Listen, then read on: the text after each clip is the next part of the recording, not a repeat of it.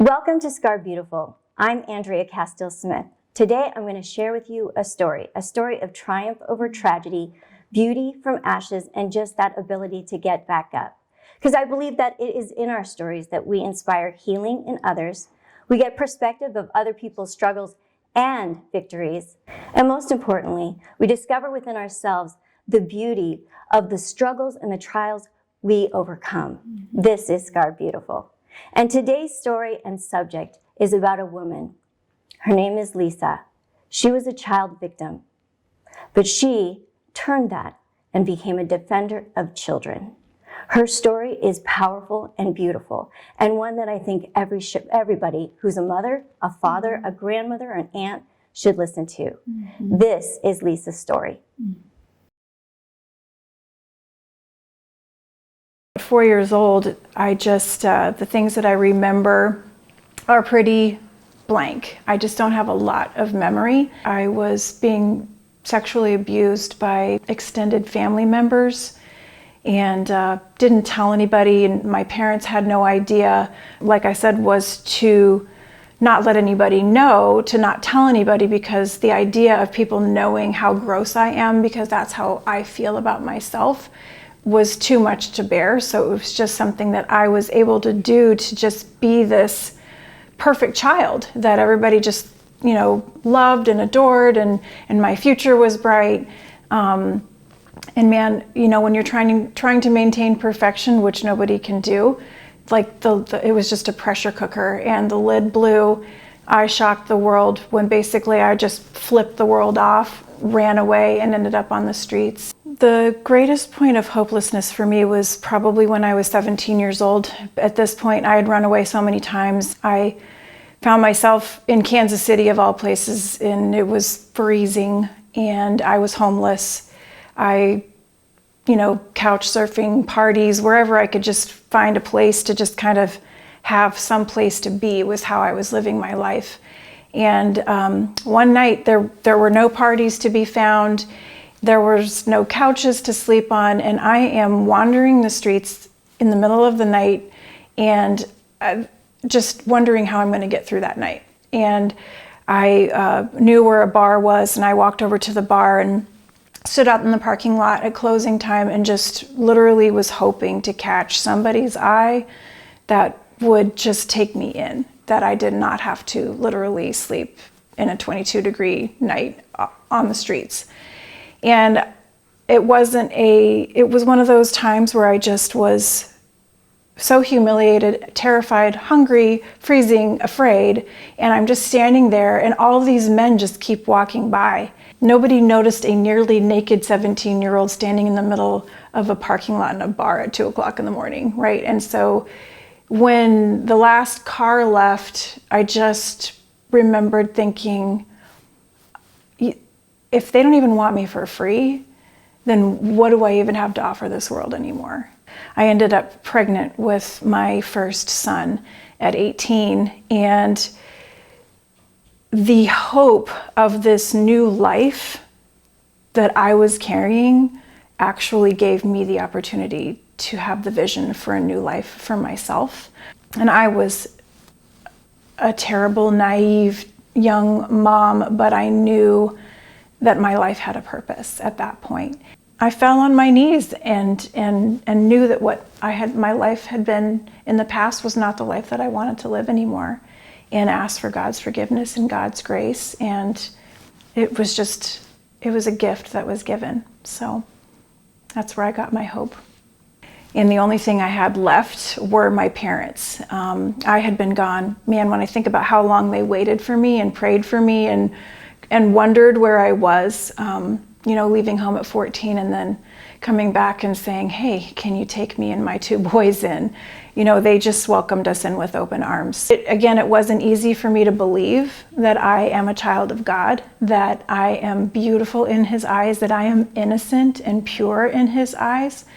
It took a long time, but that's when everything changed for me. It just like a light bulb went off, and it was just like, your life is to be a light of hope to people. You're not going to hide anything. Power over predators, like I said, is just my story, and it was the way that I wanted to reach kids. And we lovingly call it POP. So POP is a curriculum that any school can use. Private schools, public schools, it helps them meet all sorts of requirements, bullying, trafficking awareness, abuse prevention. It covers all sorts of different things. And I had a moment of just clarity where I just started writing my story through the eyes of a horse. And I wrote a story called Freedom's Rider, where I'm Freedom, that was my name, but I left Rider. And so the story is just a journey of me running and falling down at the ends of the earth where nobody could find me, but Rider having followed me the entire time until I was ready to hear his voice, until I was ready to let him back into my life 100%. I think it's pretty relatable to a lot of people where we're at, where how important our name is and how important our identity is and how important it is to believe what God says about who we are as his children and how much he loves us, and that we can't run far enough away from him. I am Lisa, and I am scarred beautiful. Wow, what a powerful story. It's one that I know that a lot of our viewers can recognize and know those wounds. Unfortunately, right now our children are being hunted, they're being stalked, and they're being harmed. And us as women want to do everything in our power, us as mothers, grandmothers, aunts, everything in our power to save our children. I am going to introduce you to a woman who is going to give us the opportunity to do just that. Her name is Lisa, and she's here with me along with my other panelists. Let me introduce you to them, starting with Lisa. Lisa, thank you so much, and thank you for sharing your story. I know it's not easy and it's a sacrifice, but you don't have any idea how many people you touch every time you share it. And think of the ministry that you now have. She is the founder of Power Over Predators. She's a mother, a grandmother, and she just published a children's book about her story. Very powerful. It's called Freedom's Rider. Yep, Freedom's Rider. Beautiful. And I have Tammy Babila here as well. She's my dear friend and a prayer warrior, but she's also a therapist, master's degree in social work. She is a national director in a cosmetic company, and she's my buddy in all things. And my bestie over here, this is Felicia Hansen. She works for Power Over Predator. You are I'm the Director of Operations and Community Relations. Yep. And she's a mother. Mother of 4. And she has my goddaughter. That is true. And she's my best friend. So welcome everybody. Lisa, I want to start with a question to you.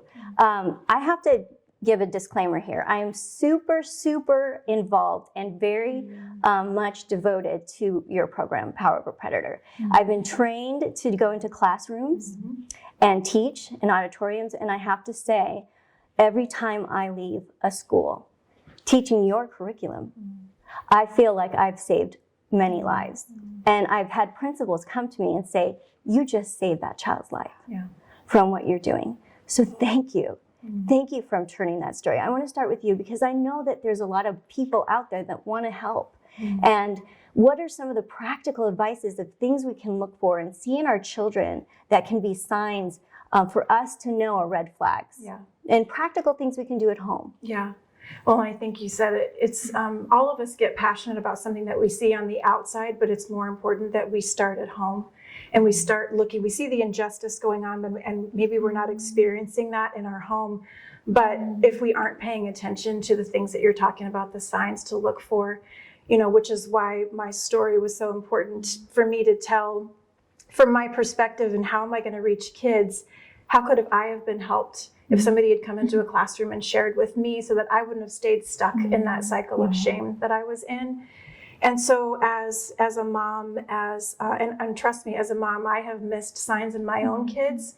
And so that's just something else that I want to share with other parents is that every day is a do-over, and every day is a great day to ask for forgiveness, own what we've done. Something is to be wrong? We made a mistake. Would you forgive me? That's going to open up some amazing doors. But one of the things that kind of is going to sound a little different is I don't think that most of us as parents realize how much our kids are actually suffering from sleep deprivation. The screen time that our kids are dealing with right now, we're missing how it's impacting them. And whether it be screen time on a phone, screen time, at school, now they have the laptops. And so there's just this constant inability for our kids to just relax and rest and get the rest that they actually need. So, whether you're the parent who keeps the child's phone out of the bedroom at night, that's great. But really, I would just take a look at how much time your kids have in front of the screen, because the results of sleep deprivation are attitude change, behavioral change, just eating habits really change. There's just kind of a sense of lethargy that maybe we don't really see, but just really paying attention to just your kids' overall physical health, you will be able to see some things in them there. And then more importantly, my biggest shout out is that parents are the ultimate prevention tool. It's not an app. We're all looking for ways to, if I download that app, is that going to protect my kid? Well, yeah, until that kid goes and finds out that there's a whole other way that they can go around that app. It's you, as a mom, as a dad, as a grandma, as a grandpa, anybody who's working with kids, your conversation, your relationship, your willingness to be vulnerable with them, not try to fix everything, just listen, draw questions out of them. How are you doing? How was your day? What was something that happened today that you loved? What was something that happened today that you hated? Just those conversations is going to validate your child. They need to know that you see them, you know them, and you love them. Man, if we can just start right there, that's some of the most amazing places to begin. It's tangible, it's easy. I know it sounds really simple, but at the same time, our kids are not feeling seen, known, or loved, and they're going to find their identity in the online world today. And that's something a lot of us cannot relate to right now.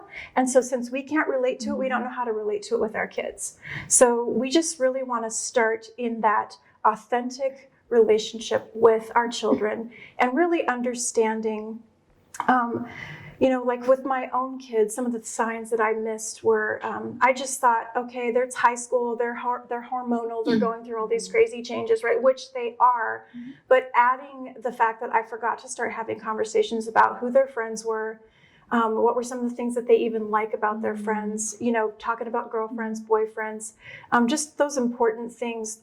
As soon as shame set in, man, they will shut down. So leave that door open for them to not get stuck in that shame cycle right there. So honestly, it's really about just relationship and having those conversations with your kids as often as possible. Our program is great, but our program is a conversation that you need to have every day. It's not something that you can have and it's a one and done. It's a constant, continuous conversation. Well, I mean, just the name alone, power over predator, just that preventative and opportunity. Because the statistics, my son had a report he had to do on internet safety, and I'm like, well, let's go to power over predator and find out the statistics. And I have them right here. 88% this is from your website, but you cite everything. 88% of sex trafficking cases are on the internet based. Yeah. 88 of sex trafficking cases are internet-based. Right. Sextortion, that's where they take a picture of their body, sexual, is by far the most significantly growing threat to children, and that's from the Justice Department. Children who are bullied in person and online are 11 times more likely to attempt suicide. Teens who sex, 42% by the age 14, sending those images, and are 5 times more likely to attempt suicide. And 90% of children ages 8 to 17 have been exposed to harmful images online, and suicide is the second leading cause of death for ages 10 to 25. It's a battle, and we're at war. Right. But what I love about Power Over Predator is our goal, your goal, is to change those statistics. Absolutely. And we can as parents and family. Tammy, I have a question for you. As you've worked with Child Protective Services, you know the wounds that these children and these moms and these people have endured. And I know that you have a perspective on this that is different from some of us who haven't worked so closely with children like you have. Well, thank you so much for sharing. First of all, Lisa, it was my first job as a social worker was in a group home with kids that have gone through what you've gone through. Their behavior had gotten to the point where they couldn't be in even a regular adoptive home or foster home. It was a group home. What I heard all around was so many. It was unbelievable how many kids have been going through this. And this was 25 years ago. These statistics that you just heard are even above what you just heard currently. What I look at is the whole picture of so many things going on. And the first thing was, you didn't cause it. A parent didn't cause it unless they were the one doing it. And absolutely zero control over it. And giving that away when you were the one involved in it, the main player, and to say you didn't cause it is almost impossible to do without our Lord and Savior Jesus, who will allow you to separate what happened from who you are.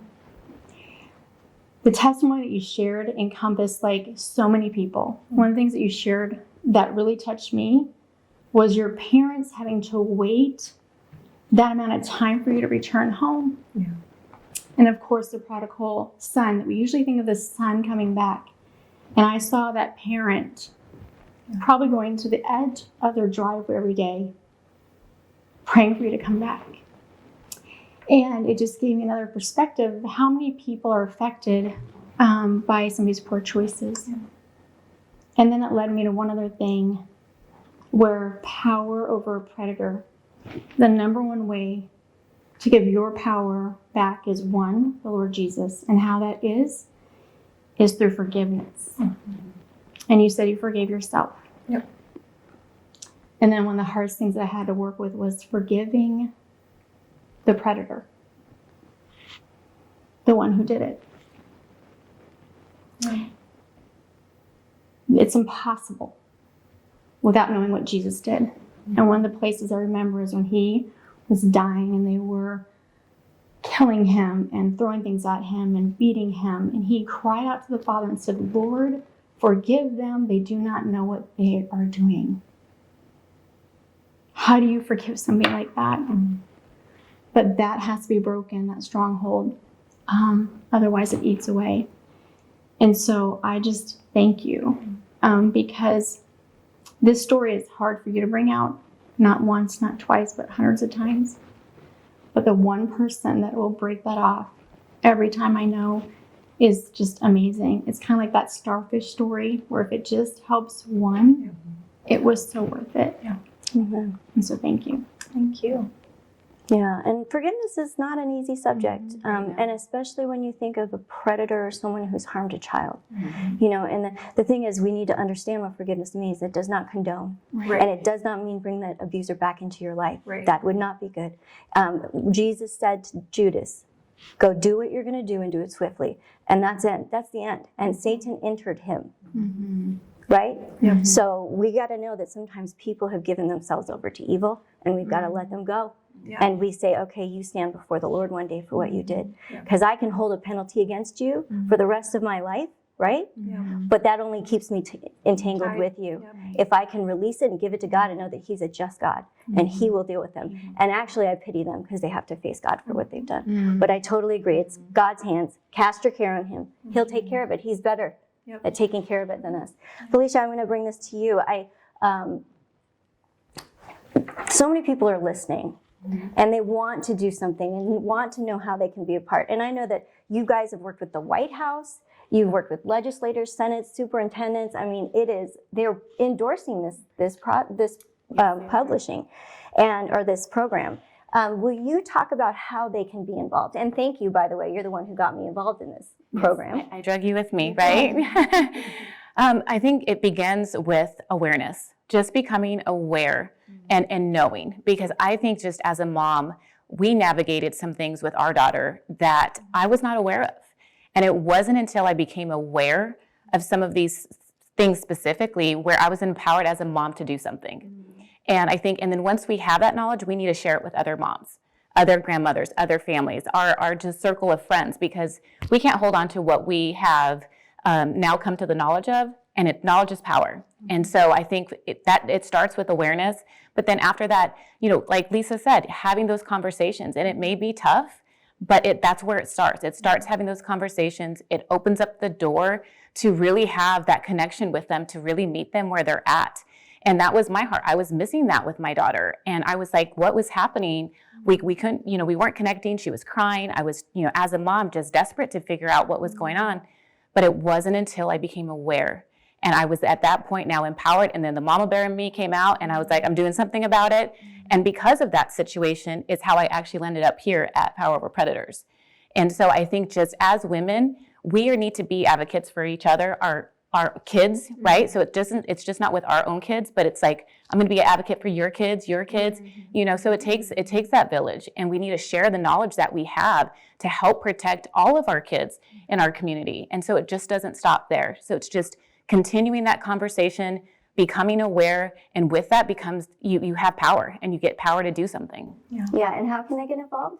So first off, you can go to our website at poweroverpredators.org. We actually have a free parent video series for parents. So at any point, if you're going through a crisis, we have so many tangible resources on our website for families in crisis, how to parent through a crisis, and everything on there is free for parents.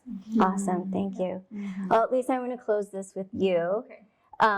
You have written a book, and you shared a little bit on your video, but I would love to know where we can get it, how we can get it. And when you shared your story about how, I know it's your story, and how we run away, and we keep running. And the thing is these things, we try to run, and these things chase us, and they're always haunting us. And I think there's a lot of people, children, adults, grandparents, who can really relate to your story. Well, the enemy's always trying to lure us away from the heart of the Father and our identity. He is trying to change our identity, who God says that we are. And that's why, the name freedom was very, very important. And the enemy lured me away from that being my identity. And I was very, very trapped for such a long time. And running so far away, and so ashamed that I needed to get away from everybody. So I couldn't face anybody anymore. And so the story came as a result of just hitting that place where I can't run anymore. I can't even get up anymore. And I had to have my Father come rescue me and save me, and take those chains off and clean all the fake stuff that had been put on me to cover who I thought that I was. And so I want to just real quickly say something with what Felicia was saying too, is you're not alone in this. We all feel really powerless. There is a lot of, there's so much, things are changing all the time, and we feel ill-equipped. And so one of the things that we do is we tell stories. And so when we say there's a parent video series, this is an opportunity for you to not have to know anything. Press play and then have a conversation, because it will spark questions that'll come up. And a lot of us will go, wait, is that true? You're sitting with your husband, you're sitting with your child, and you're like, have you ever experienced anything like that? So you don't have to know everything. And it's just story. It's people's story that will help us reconnect with each other and then find that freedom. And again, it's that freedom. And so Freedom's Rider is available to be pre-ordered today on Amazon. And so I would encourage you to go look it up there, and proceeds from the sales of the book will go back to Power Over Predators, so that we can just continue to give you content, stay on top of everything, help you out as much as we possibly can. So You're on the front lines for sure. You're on the front lines, and thank you for that. Thank you for your mission. thank you. We want to be part of it. Thank you guys for watching, and this has been a very heavy show, but a very hopeful show. We are together we can do this. We can change the statistics. We can change these realities that we don't want to face anymore. We can be the women, the men, the mothers, the grandmothers who protect our babies. I'm going to close with a prayer real quick. And I'm praying for you, the viewers, and everybody on this panel. Lord, we thank you so much for who you are, how you can take our scars and the things that we have in our wounds and change it and transform us into something beautiful, Lord. And I pray for Lisa and Felicia, what they do, just encourage them. Let's just encourage them and let them be effective wherever they go, wherever their foot shall tread. You have given it to them. Let them go and let the wind be behind them, your wind, oh Lord. And I pray that the women who are watching or the men who feel that wound, who know that story, Lord, I ask for you to touch them right now, minister to them, comfort them, and give them hope that this is not the end of their story, but the beginning, and you can turn it to something powerful in Jesus' name. Lisa, I have one more question for you. As parents or just our viewers and this panel, what can we do? What can we do to help the children, like signs we can look for or ways to prevent harm? Well, if any of you are watching and something's come up in you, first of all, I want you to give yourself the opportunity to get the healing that you need. Don't hide that scar. Get that. Make sure that you're reaching out and getting help, finding a group, finding somebody who can connect with you and help walk you through the healing that you deserve to have. And sometimes it's really hard to actually identify the signs of a trafficking victim, or even if your child is being bullied. So if you teach the signs of a predator, like somebody who is paying special attention to you, telling you how much you matter and how beautiful, and feeding your identity, this might be a person that you really don't know, but signs of a predator are actually more effective than trying to figure out if your child is being bullied, abused, what have you, because our survival techniques might be really hard to detect those signs. So learn the signs of a predator. We teach those on the website. And you as a parent can walk your child through that. Like even if you're on social media and somebody that you don't know reaches out to you and says, hey, want to chat?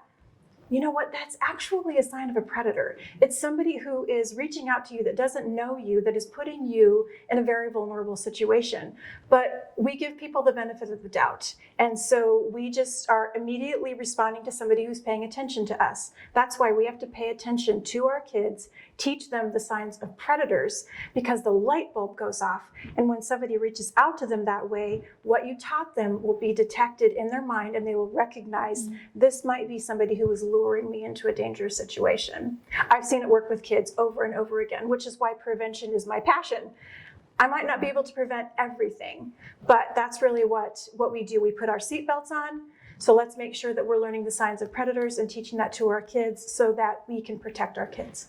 Excellent advice. Thank you so much. This is Scarred Beautiful. Though we may have scars, through the redemptive power of Jesus Christ, our scars can be made beautiful. God bless you.